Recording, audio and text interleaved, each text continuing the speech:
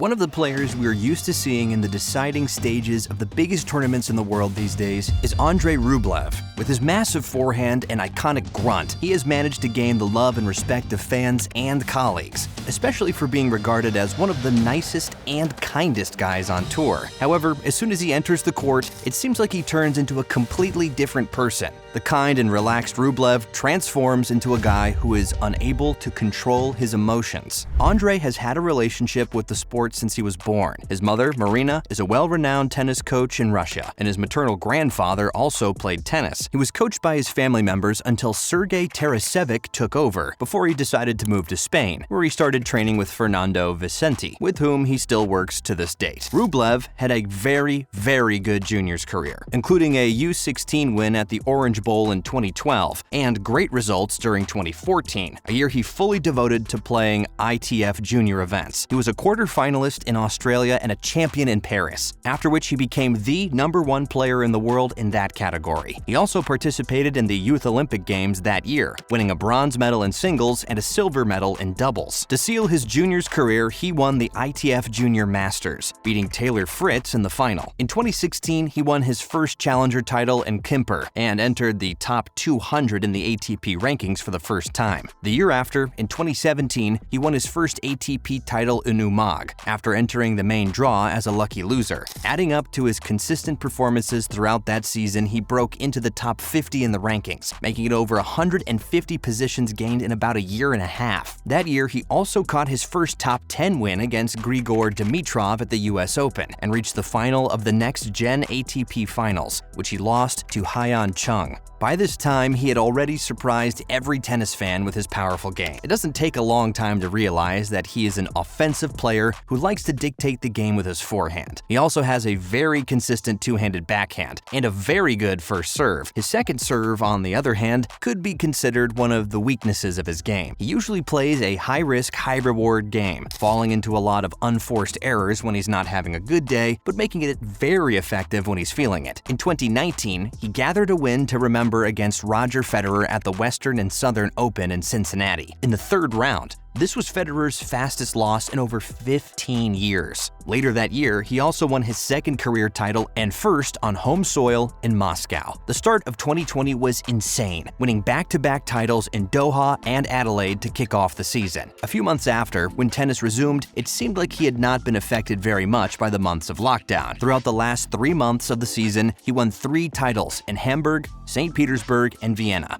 making it 3 ATP 500 tournaments in a row. Along the way, he broke into the top 10 for the first time and also qualified to make his first appearance at the Nitto ATP Finals, where he would end up losing in the round-robin stage. 2021 was another year of new achievements for Rublev, who reached his first Masters 1000 semifinal and final in Miami and Monte Carlo, respectively. In Monaco, he managed to snatch another of the most memorable wins of his career, beating 11-time champion Rafael Nadal.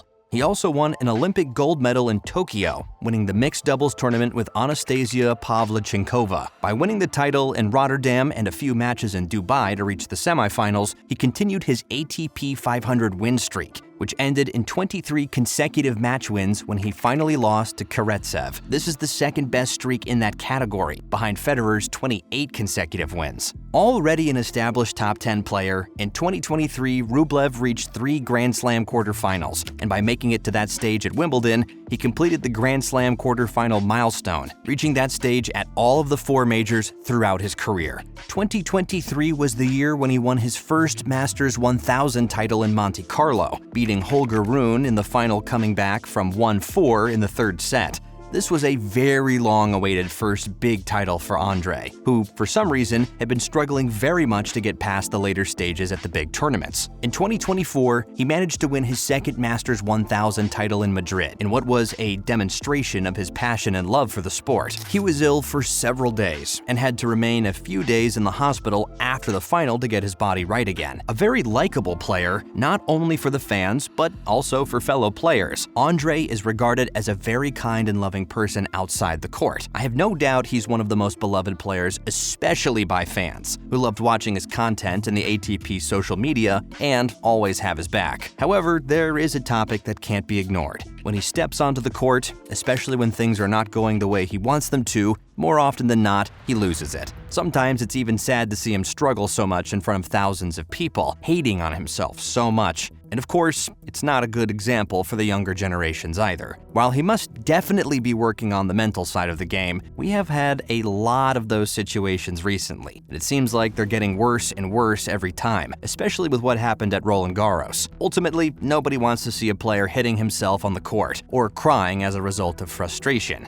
After his second-round loss against Arnaldi at the French Open, he declared that he was the worst he had ever behaved on a tennis court. And yeah, it was bad. Seeing him be so harsh on himself is terrible to see, but if he can't manage it, nobody can really tell him what to do. However, when he involves other people, things get way worse. He had a situation like this in Dubai earlier this year, where he lost control of his emotions and went straight to shout at the face of one of the line judges after a controversial call. It's impossible to know what he actually yelled, but the fact that he even did that is already wrong and worth a potential default, which is eventually what happened. It was a very, very shameful situation. In tennis, the truth is that the top players are all very, very good. They all know how to hit a serve, forehand, and backhand. They all have their weaknesses, yes, but at their level, they're not easy to exploit at all. The real difference between a top 3 player and a top 10 or maybe even 15 player lies in their mindset. Take Novak, for example. We've seen him get angry, break rackets, everything. But the guy somehow regroups and barely loses, even if everything seemed like he might. Let's not even talk about Rafa, or the rising talents of Alcaraz and Sinner, who don't usually show much of their negative emotions. Rublev, instead, loses his mind to such an extent that he is unable to get back into the match, and he can't even hide it. Frustration somehow invades his mind, and it becomes absolutely evident that he's struggling. Are his emotions his main enemy? Is it his mind?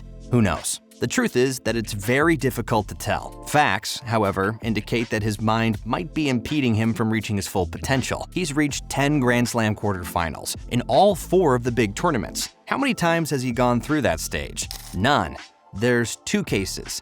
Most of the time, he played against opponents that were just mentally stronger and naturally favorites to win. Djokovic, Nadal, even Medvedev, Sinner, Tsitsipas. But on a few occasions, the favorite to win was him. For instance, against Cilic at Roland Garros, and even against Tiafoe in New York, but for some reason he wasn't able to capitalize on those opportunities. Needless to say, we all wish the best for Andrey, and I'm sure it's just a matter of time until he finally breaks that barrier. And when that happens, be careful, because he will be a real contender for the title, just like it happened in the Masters 1000 category. Throughout the years, he has shown that he has what it takes to win big tournaments. It's just a question of putting all the parts together, which hopefully he can do soon. If you thought this video was interesting, then don't hesitate to subscribe to the channel and click the bell button to be notified when we upload new videos.